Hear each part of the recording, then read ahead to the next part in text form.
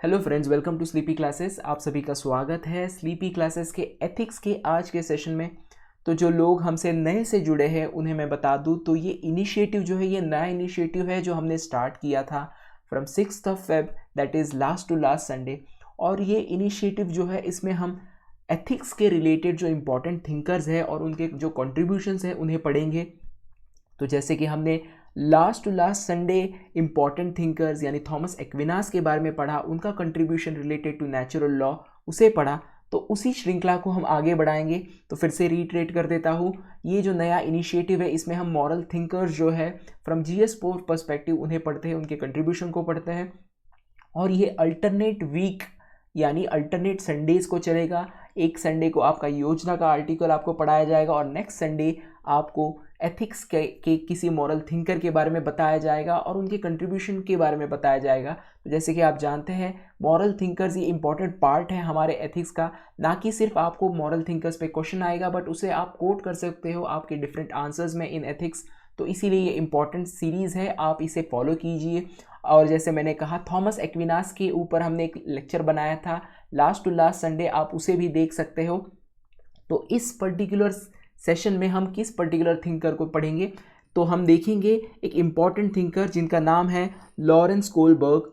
एक बहुत ही important thinker है फ्रॉम मॉरल डेवलपमेंट पर्सपेक्टिव, क्योंकि इन्होंने कुछ स्टेजेस बताए कि इंसान की जो मॉरलिटी है वो डेवलप होती है थ्रू आउट हिज एज और थ्रू आउट हर एज, और वो कैसे डेवलप होती है एक मेथोडिकल तरीके से उन्होंने बताया था कि मॉरल डेवलपमेंट कैसा होता है इंसान का।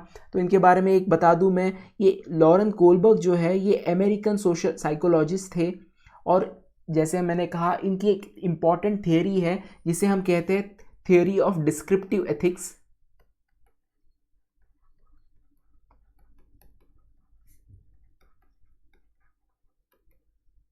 या हम इसे ऐसे भी कह सकते हैं theory of development of moral reasoning.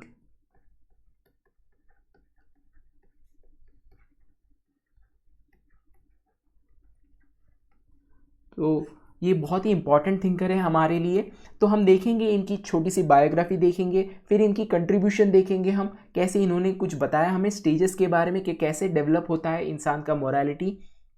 तो थोड़ी सी बायोग्राफी जानने का कारण ये है कि आपको थोड़ा इंटरेस्टिंग फील करे आप इस पर्टिकुलर सीरीज़ के बारे में, और एट द सेम टाइम आप रिटेन कर पाए जो भी चीज़ें आप पढ़ रहे हो। अगर आप उस थिंकर से थोड़ा सा एसोसिएट कर लेते हो तो आप उसकी कंट्रीब्यूशन को भी आप रिटेन कर पाते हो। तो हम देखेंगे स्मॉल बायोग्राफी।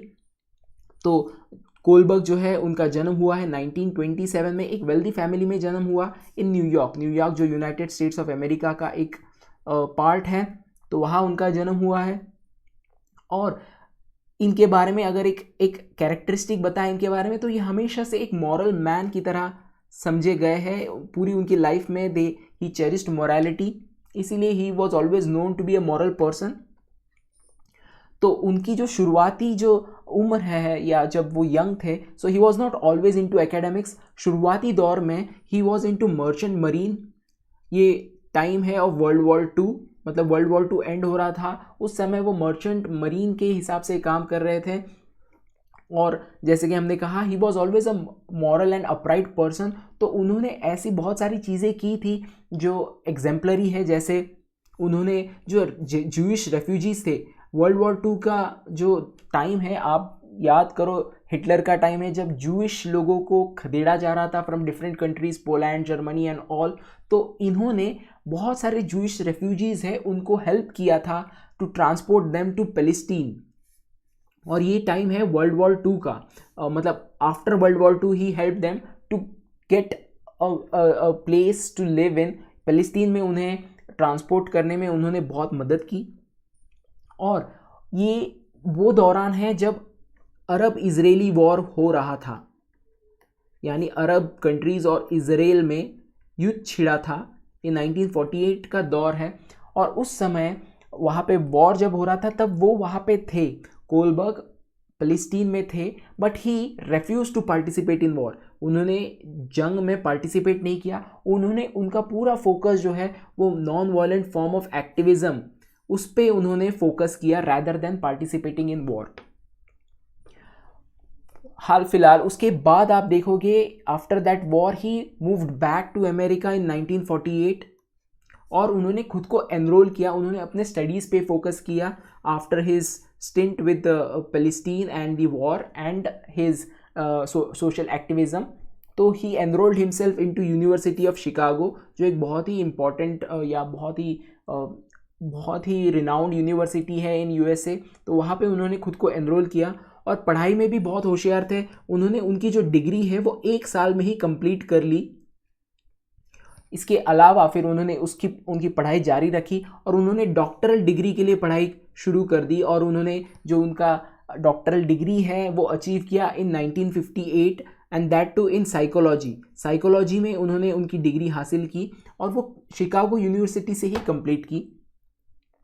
कोलबर्ग जो है उनका अगर कंट्रीब्यूशन देखें, इम्पॉर्टेंट कंट्रीब्यूशन, सबसे इम्पॉर्टेंट कंट्रीब्यूशन, तो उन्होंने एक स्कॉलरली अप्रोच डेवलप किया इन टर्म्स ऑफ कि जो हमारे जो डिसीजन मेकिंग होती है, हम जब भी डिसाइड करते हैं कि क्या सही है क्या गलत है, ये जब भी हम डिसाइड करते हैं तो हम अपने रीजनिंग को हम यूज़ करते हैं और इसी रीजनिंग को उन्होंने सेंट्रल प्लेस दिया। उनकी जो अप्रोच थी इन टर्म्स ऑफ अंडरस्टैंडिंग हमारा मॉरल डेवलपमेंट कैसे होता है, तो उसमें उन्होंने रीजनिंग को बहुत ही सेंट्रल रोल दिया और ये उनका सबसे इम्पॉर्टेंट कंट्रीब्यूशन है। जब हमने थॉमस एक्विनास के बारे में पढ़ा था तब हमने देखा था कि हमारी जो मॉरलिटी है ये गॉड गिवन है, ये एक बेसिक इंस्टिंक्ट है हमारे अंदर जो गॉड ने दिया है। तो उसमें भी थॉमस एक्विनास ने कहा था कि हम रीज़न का यूज़ करते, बट वहाँ पे सेंट्रल जो प्लेस है वो रीज़न को नहीं दिया गया था। तो आप देख सकते हो from 13th century when Thomas Aquinas was talking about God given morality till 20th century एक डेवलपमेंट हुआ है इन टर्म्स ऑफ अंडरस्टैंडिंग कि हमारी मॉरलिटी कैसे वर्क करती है। और यहाँ पे इंपॉर्टेंट कंट्रीब्यूशन हो जाता है कोलबर्ग का, क्योंकि वो कहते हैं कि रीज़न जो है वो सेंट्रल प्लेस है या वो सबसे इम्पॉर्टेंट है when we are making moral decisions. तो इस चीज़ को उन्होंने बहुत ज़्यादा एम्फेसाइज किया और स्कॉलरली वर्क भी उन्होंने उसके सामने रखा, लोगों के सामने रखा।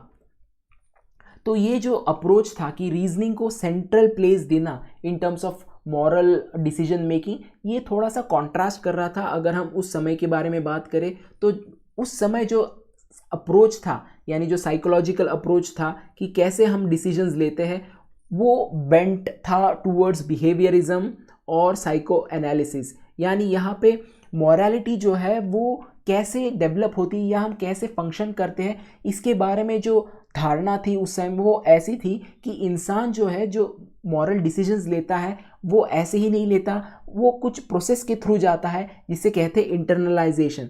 यानी हमारा जो एक्सटर्नल कल्चर है वो हमें हमारी जो मॉरल रीजनिंग है या मॉरलिटी है उसको डेवलप करता है। यानी आपके जो कल्चर में जो भी नॉर्म्स है, सोसाइटी के जो नॉर्म्स है, उस हिसाब से आप एक्ट करते हो और उस हिसाब से आप चीज़ों को जज करते हो कि क्या सही है क्या गलत है। इसके अलावा जो आपके पेरेंट्स होते हैं उनकी एक पेरेंटल अथॉरिटी होती है आपके ऊपर, वो आपको कुछ चीज़ें सिखाते हैं, बताते हैं, रीइंफोर्स करते हैं थ्रू डिफरेंट मीन्स। वो हो सकता है थ्रू पनिशमेंट, अगर आप कोई गलत चीज़ करते हो तो आपको पनिश किया जाता है, या थ्रू रिवॉर्ड्स, अगर आप कुछ अच्छी चीज़ करते हो तो आपको रिवॉर्ड किया जाता है। तो ये जो पनिशमेंट और रिवॉर्ड का जो साइकिल है वो रीइंफोर्स करता है हमारे दिमाग में कि क्या चीज़ सही है क्या गलत है। अगेन वी कैन सी हमारा जो मॉरल जजमेंट है वो हम बाहरी रूप से ले रहे हैं अंदर, यानी आपका जो कल्चर है वो आपको बताता है, आपकी जो सोसाइटी है वो आपको बताती है, आपके जो पेरेंट्स हैं, आपके जो पीयर्स हैं वो आपको बताते हैं कि क्या सही है क्या गलत है। तो आप अपना दिमाग यहाँ पे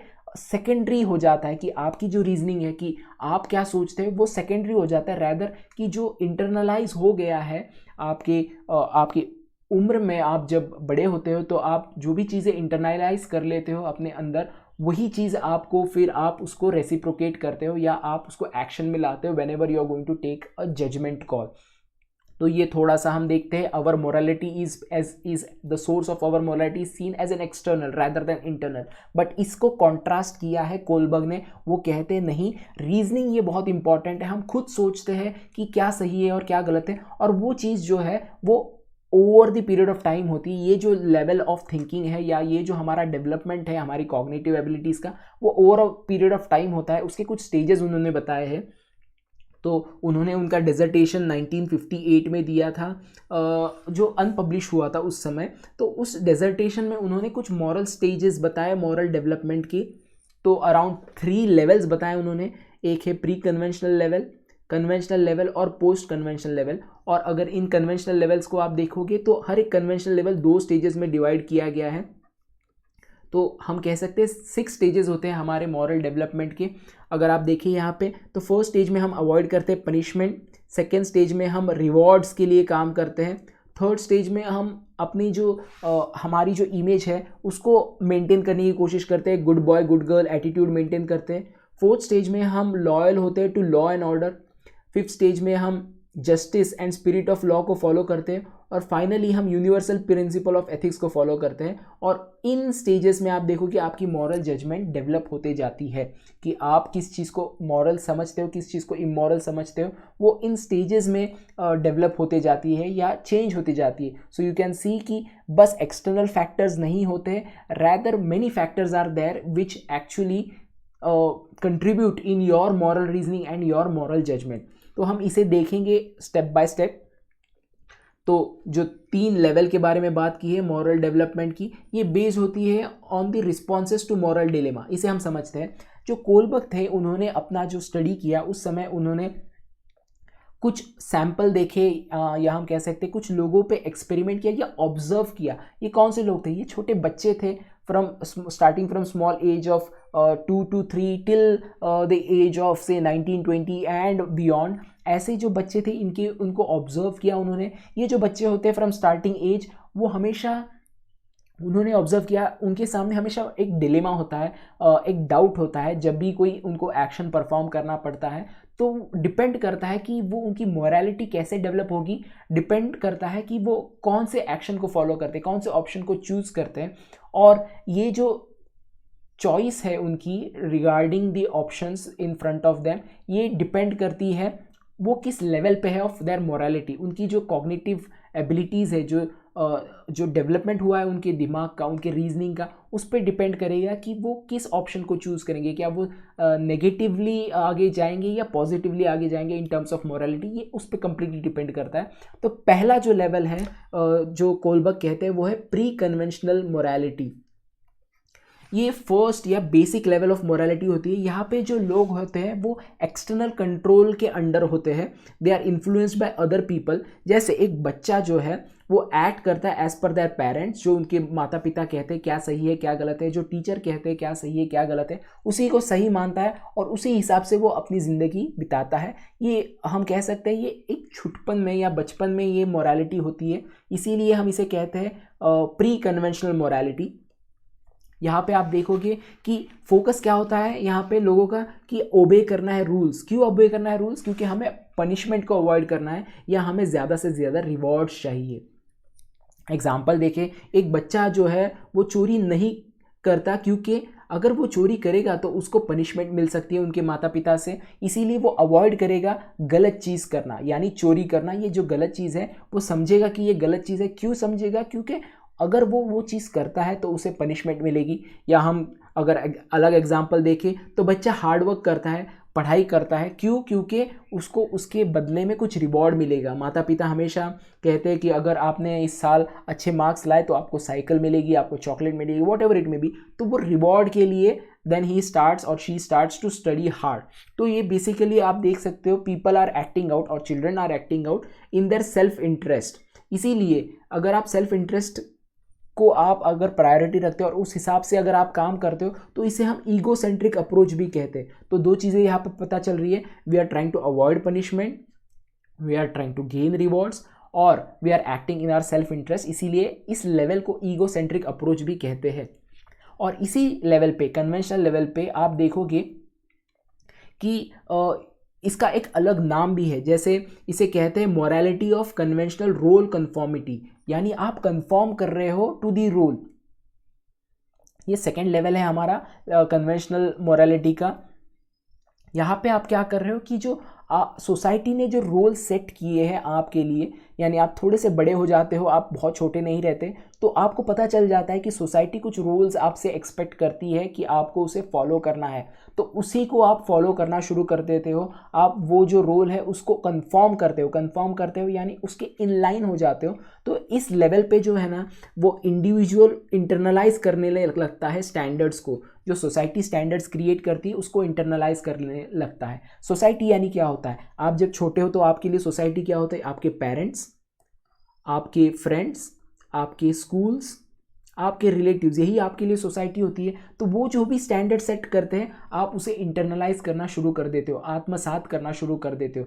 जैसे अगर एक बच्चा जो है, आप बचपन में बहुत लोगों ने कॉपी किया होगा, दोस्तों के नोट्स में देख के एग्ज़ाम में अपने आंसर्स लिखे होंगे, तो उस समय भी आप देखोगे कि आपको थोड़ा सा अंदाज़ा लग जाता है कि ये चीटिंग जो है ये बैड है। ये चीटिंग बैड क्यों समझ में आता है, क्योंकि सोसाइटी ने आपको कहा है, आपके पेरेंट्स ने कहा है, आपके टीचर्स ने कहा है कि आपको चीटिंग नहीं करना है। तो यहाँ पे आप देखोगे कि you are not thinking much about punishment और रिवॉर्ड, यू आर थिंकिंग कि ये एक रूल सेट किया है हमारे सोसाइटी ने, जो हमने कहा कि हमारी society when we are small it is more of our parents, our friends, our peers and relatives. तो आप इंटरनलाइज करना शुरू कर देते हो और फिर आप उसको आइदर अवॉइड करते हो या आप वो चीज़ करते हो, जैसे चीटिंग करना।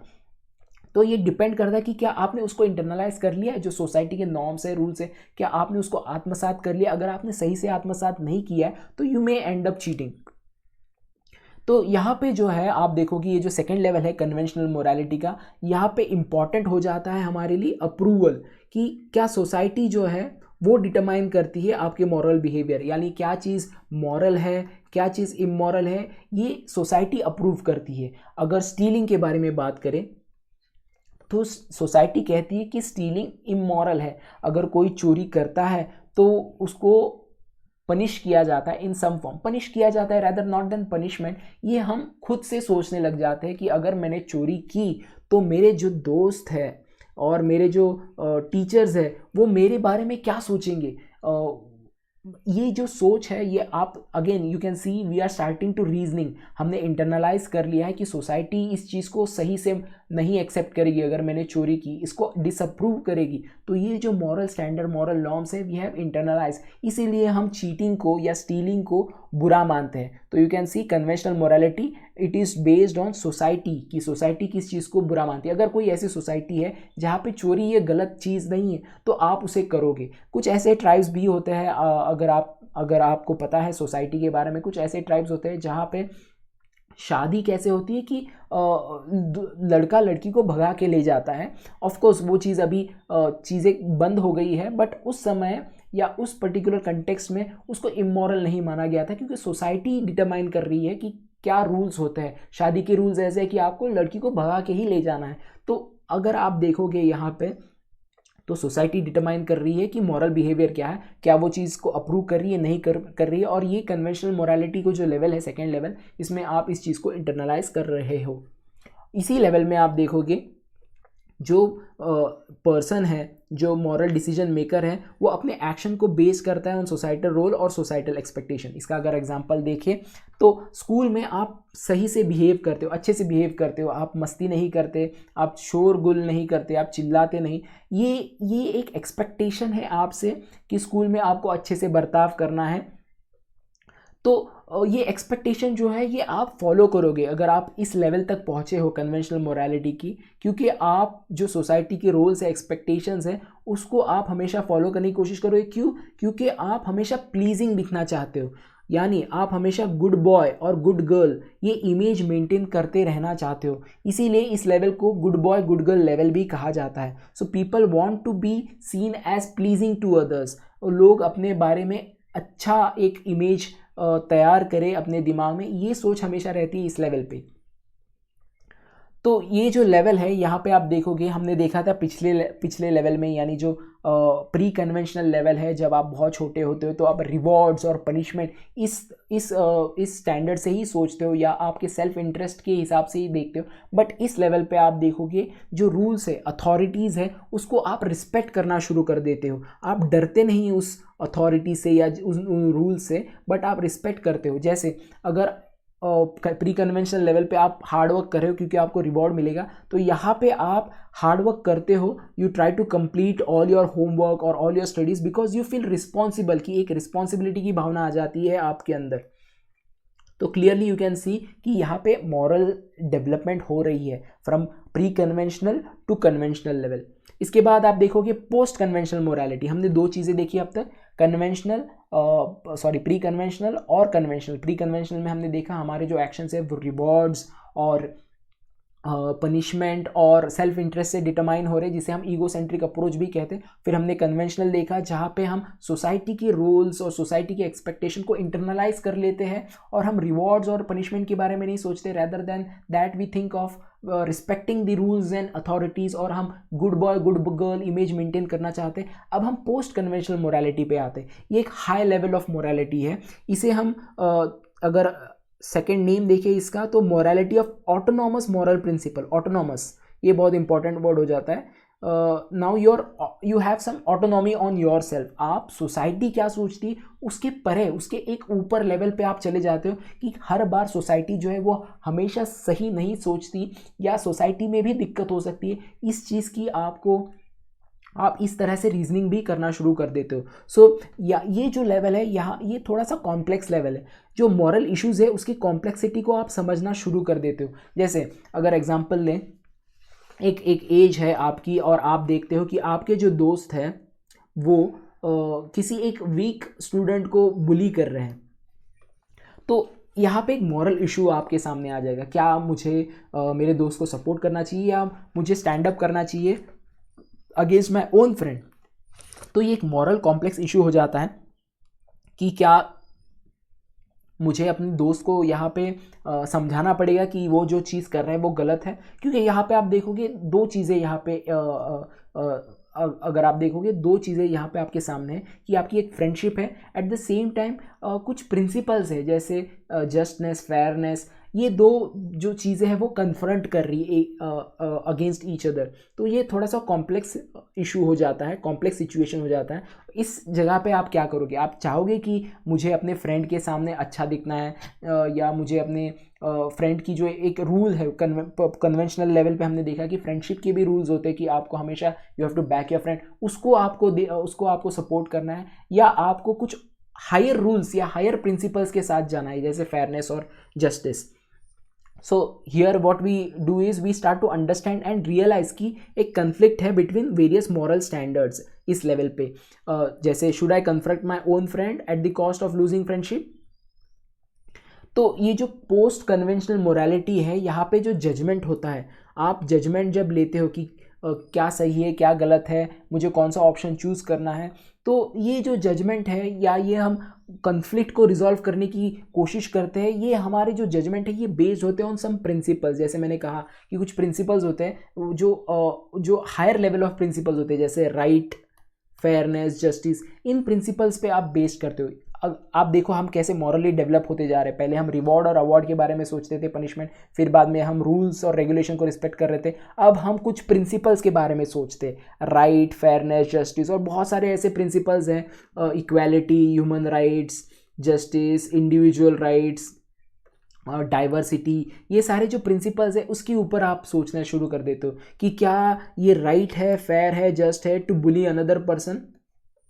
तो इसके ऊपर आप सोचना शुरू कर देते हो। तो यहाँ पे आप देखोगे जो लोकस है, आपका पॉइंट ऑफ फोकस जो है ऑफ मॉरल बिहेवियर या मॉरल जजमेंट, ये इंटरनल हो जा रहा है। आप सोसाइटी के बारे में इतना ज़्यादा नहीं सोच रहे हो, रैदर हम ऐसा कह सकते हैं कि आप एक्सटर्नल सोर्स नहीं है आपके मोरालिटी का कि मेरे पेरेंट्स ने क्या कहा था, या मेरी जो सोसाइटी है अभी कंटेक्स्ट में, जो मैं जिस सोसाइटी में वो क्या सोचती है, आप उसके बाहर जा रहे हो। कि अगर हम देखें गे राइट्स के बारे में भी हम सोचें कि एट दिस मोमेंट हमारी सोसाइटी गे राइट्स को इतना ज़्यादा प्रमोट नहीं करती, बट बहुत सारे लोग हैं जो सोसाइटी के ऊपर सोचना शुरू कर देते कि नहीं, इंडिविजुअल राइट्स भी बहुत इंपॉर्टेंट है कि इंडिविजुअल क्या चाहता है अपने लाइफ से, और उस हिसाब से जो भी आप एक्शंस लोगे कि किसी गे पर्सन को आपको सपोर्ट करना है या नहीं करना है, वो उसके ऊपर डिपेंड करेगा कि क्या आपकी जो थिंकिंग लेवल है क्या वो प्री कन्वेंशनल है, कन्वेंशनल है या पोस्ट कन्वेंशनल है। एग्जाम्पल ले हम कि एक स्पोर्ट्स पर्सन है, स्पोर्ट्स पर्सन आपको पता होगा स्टीरॉयड्स यूज़ करते हैं जो एनहांस करता है उनका परफॉर्मेंस, कि वो और अच्छे से परफॉर्म कर पाए, वो रेस कर रहे हैं या वेट लिफ्टिंग कर रहे हैं। तो ये एक गलत चीज़ है, ये इमोरल चीज़ है, क्योंकि यहाँ पे जो प्रिंसिपल है ऑफ फेयरनेस वो कॉम्प्रोमाइज़ हो जाता है। तो जो post conventional level of morality पे जो बंदा होगा, जिसका कोई अगर कोच होगा, वो बताएगा कि नहीं आपको स्टेरॉइड लेना चाहिए क्योंकि आपको मेडल लाना है कंट्री के लिए, कुछ गलत बात बताएगा, तो वो उसको डिनाई करेगा या उसे अवॉइड करेगा, क्योंकि वो उसको पता है कि ये अनफेयर है। एट द सेम टाइम वो ये भी सोचेगा, again we can see we are using a reasoning here, वो सोचेगा कि मुझे पता ही नहीं चलेगा क्या मैं ग्रेटेस्ट प्लेयर हूँ, ग्रेटेस्ट एथलीट हूँ या नहीं। अगर मुझे ये जानना है तो मुझे फेयरली इस एक्टिविटी को परफॉर्म करना पड़ेगा, स्पोर्ट्स एक्टिविटी को परफॉर्म करना पड़ेगा। तो ये पोस्ट कन्वेंशनल मोरालिटी लेवल पे ही ये चीज़ आप सोच सकते हो। तो इन्फरेंस क्या है, हमने जो भी पढ़ा है इसका इन्फरेंस क्या है, अगर हम इसे समराइज करें तो प्री कन्वेंशनल लेवल जो है, यहाँ पे जो लोग हैं उनके डिसीजंस ड्राइव होते हैं बाय फियर और सेल्फ इंटरेस्ट। जो राइट और रॉन्ग की जो बात है ये सोशल नॉर्म्स पे डिसाइड नहीं करता। जो कन्वेंशनल लेवल पे हम बात करते हैं कि सोशल नॉर्म्स जो है उस हिसाब से आप राइट एंड रॉन्ग की जजमेंट कॉल लेते हो, बट इस लेवल पे, प्री कन्वेंशनल लेवल पे, आप जो डायरेक्ट कॉन्सिक्वेंस है कि आपको क्या फ़ायदा या आपको क्या नुकसान है, इसी पे आपका जो मॉरल जजमेंट है वो बेस होता है। और ये जो टाइप ऑफ रीजनिंग है ये कॉमन होती है अमंग चिल्ड्रन, जो छोटे बच्चे होते हैं उनमें ये कॉमन होती है इस टाइप की रीजनिंग। जो कन्वेंशनल लेवल है यहाँ पे लोग जो है वो रिस्पॉन्ड करते हैं टू पीयर प्रेशर और रूल्स, जो रूल्स है उसको रिस्पेक्ट करना शुरू कर देते हैं। पीयर प्रेशर यानी मुझे अपने फ्रेंड्स के सामने अच्छा दिखना है, good boy good girl attitude, और whatever attitude you would want to promote yourself, उस पर बेस्ड होता है ये, जब हम कन्वेंशनल लेवल के बारे में बात करते हैं। और आपकी जो मोरालिटी है वो सेंटर करती है around what society regards as right, society जो सही मानती है उसी पे आपकी जो मोरालिटी वो बेस्ड होती है। इस पे आप देखोगे कि आप कभी क्वेश्चन नहीं करते क्या सोसाइटी फेयर है, सोसाइटी ने जो रूल सेट किए क्या वो फेयर है, इसको आप क्वेश्चन नहीं करते, आप सोसाइटी के रूल्स को फॉलो कर रहे हो।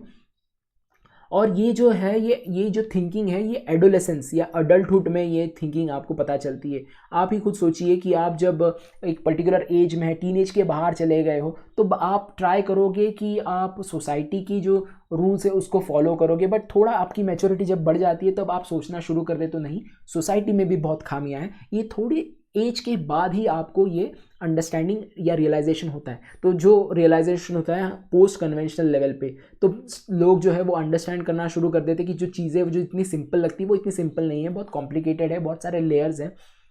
और इंडिविजुअल इस लेवल पे कई बार डिसोबे करता है रूल्स को जो इनकंसिस्टेंट है विद देयर ओन मोरालिटी, उनके खुद के मोरालिटी से, जो इंटरनल मोरालिटी है उससे अगर कुछ चीज़ें जो है, कुछ रूल्स जो है वो इनकंसिस्टेंट है तो वो उसे डिसोबे भी करता है। और जो हमारे कोलबर्ग है वो ये भी कहते हैं, लॉरेंस कोलबर्ग, कि ये जो लेवल है ये हर कोई रीच नहीं करता, जो पोस्ट कन्वेंशनल लेवल है वो हर कोई रीच नहीं करता। कई बार लोग कन्वेंशनल लेवल पे ही अटक जाते हैं, वो रूल्स और लॉज को ही ओबे करते हैं सोसाइटी के, rather than thinking beyond those things and thinking from internal perspective कि आपकी जो मोरालिटी वो क्या सोचती है, rather than that people just follow rules and convention because it is more easy to do it.